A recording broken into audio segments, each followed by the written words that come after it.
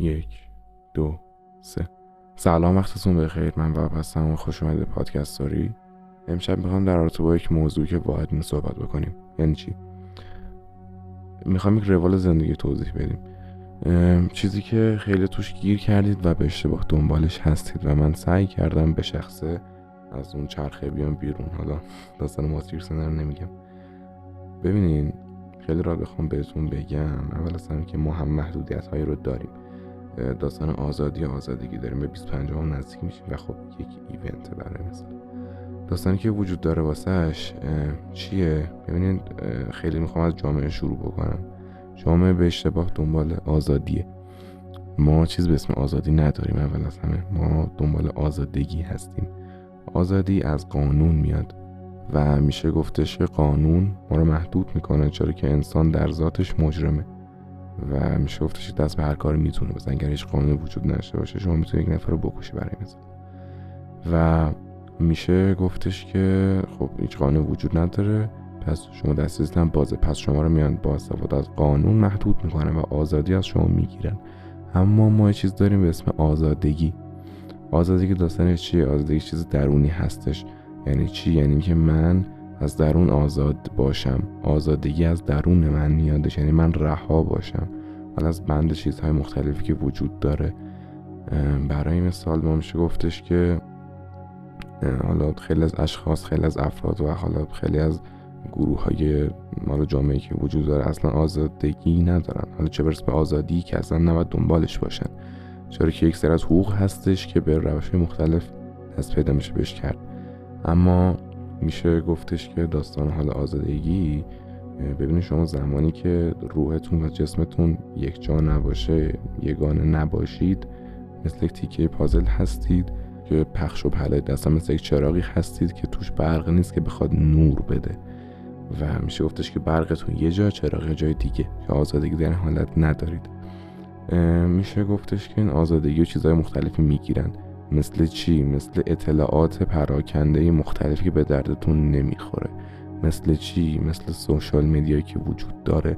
مثل چی؟ مثل پست دیدن هاتون. مثل چی؟ مثل حالا مثلا اینستا گشتنتون روزی چند ساعت. برای مثال دارم بهتون میگم. چرا؟ چون که یک چیز خیلی جالبه هست که مثلا میگه 3 تا پست آخر که دیدی و بگو. خب اگه گفتی دمت نگرم، مثلا دمت گرم نیست. اگه نگفتی بازم باید سکوت بکنی. داستان سکوتی که الان اینجا بهتون میگم چیه؟ داستان به فکر فرو رفتنه. چرا من یک ویدیو داشتم که حدود 10 دقیقه 9 دقیقه فقط سکوت کردم؟ چرا که سکوت خیلی ارزشمند هستش و میشه گفتش که خیلی صحبت ها در اون سکوت وجود داره، فقط باید بلد باشی سکوت رو. چیزی که واسش وجود داره این هستش که ما تمرکز داریم. خب یعنی تمام زندگی ما، تمام حالا چیزایی که وجود داره حول محور ما و تمرکزمون میگرده. تمرکز اگر ما یک نور در نظر بگیریم میتابه توی اتاقی که ما میخوایم. اما یعنی چی؟ یعنی که ما میخوایم یک چیز رو دست پیدا بکنیم بهش، ما میخوایم بفهمیم حالا برای مثال این گویی که توی دست من هستش چیه. خب من واسش تمرکز بکنم و درکش بکنم. اما این تمرکز رو از ما میگیرن. چطور؟ با پستایی که وجود داره، با موضوع مختلف. زمانی که ذهن شما یگانه نباشه، تمرکزتون از دست میره. یک اطلاعات در رابطه با لیوان میبینی، در رابطه با حالا چه میدونم گوش میبینی، قابلمه میبینی، ستاره ها میبینی، هر چیز مختلفی که وجود داره. یکیش فانه، یکیش حالا غمگینه برای مثال. اینا با هم دیگه فرق دارن و تمرکز شما رو میگیره و شما دیگه نمیتونید سر موضوعی که میخواید فوکوس داشته باشید، تمرکز داشته باشید. در نتیجه به اون چیزی که میخواید نمیرسید. موردی که وجود داره چی هستش؟ برای مثال ما میخوایم یک محصول رو پرورش بدیم. خب طبق روالی که ما توی زندگیمون داریم پیش میریم. اول از همه که ما یک سری از فرمول های ریاضیات میگیریم که اصلا برای مثال ما میخوایم یک خیار رو پرورش بدیم. خیار با زاویه فلان قدری در میاد، فلان قدر زاویه داره. خب حالا یکم میریم بعدترش.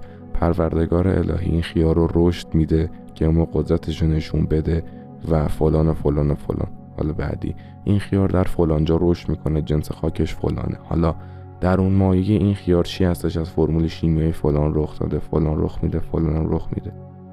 خب داریم اطلاعات مختلف رو ما میشه گفتش که بهمون داده میشه و ما خیاری در اصل نداریم این وسط.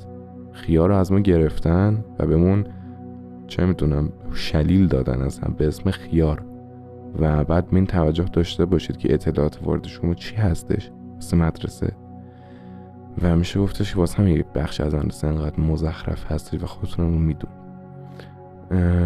این برای این بحثی که وجود داره اول از همه و میریم واسه بحث بعدی در پادکست بعدی و این بحث بود واسه اوایل داستان تمرکز و فوکوس که وجود داره و این بحث خیلی گسترده تر هستش که حالا بعداً شاید توضیح بدم در رابطه باشه، اما خب این بخش رو داشته باشید و میشه گفتش که برای قسمت‌های بعدی چیزای مختلفی هم وجود داره که قطعاً بهشون میپردازیم و خیلی لازمه که بدونید، چرا که بهتون نگفتنش اما خب درونتون نهادینه شده.